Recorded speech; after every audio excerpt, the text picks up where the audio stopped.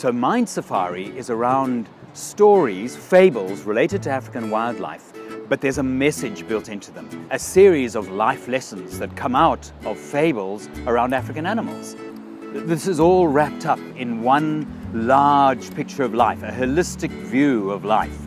That's really what it's about, way beyond your standard run-of-the-mill presentation. It is a real experience, the whole thing. This is an ancient fable that I wrote a few months ago. A story that's filled with messages if you're open to hearing them.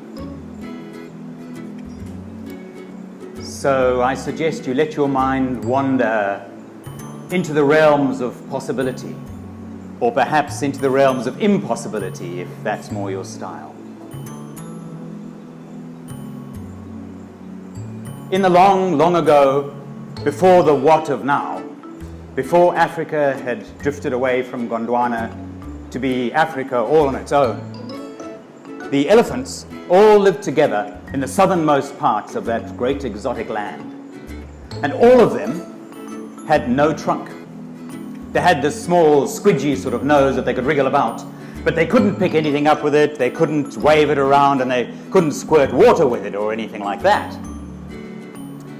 Now, those were very fat times, and the elephants were very uninquisitive sort of creatures. They tended to snuffle about, following each other, eating grass wherever they could find it, which in those fat times was just about everywhere. And they rested a lot in the shade of acacia trees. And they didn't really think about much at all, except where the next grass was to eat.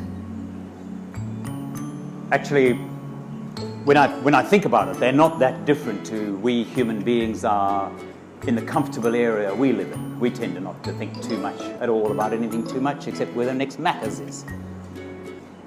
So very much around both the strengths and the weaknesses of the animals, and the characters in there portray strengths and weaknesses. And I think getting a sense of fun into the stories is one of the main reasons why I wanted to use stories like this to tell a message, because it's fun, and that's what it should be. Young lady, said the secretary bird, that is a very magnanimous spirit you have.